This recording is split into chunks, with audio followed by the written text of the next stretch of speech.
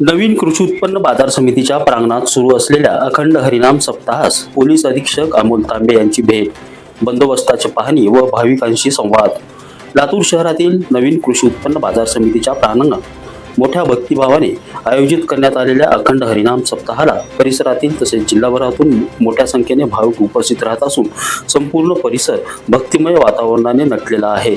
सातत्याने सुरू असलेले कीर्तन, भजन, प्रवचन व धार्मिक कार्यक्रम यामुळे भाविकांचा उत्साह मोठ्या प्रमाणात दिसून येतोय.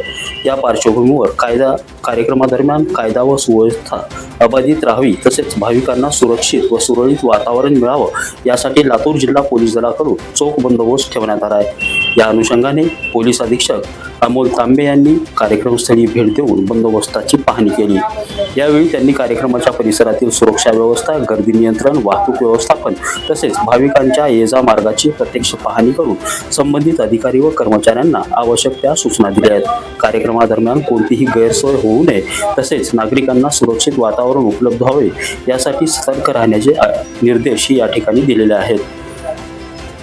यावेळी पोलीस अधीक्षक अमोल तांबे यांनी भाविकांशी संवाद देखील साधला आहे. त्यासोबतच व्यवस्थेबाबत विचारपूस देखील केली आहे.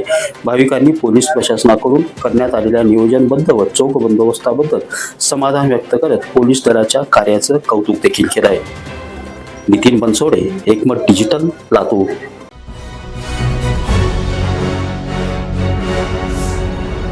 Thanks for watching Ekmat Digital.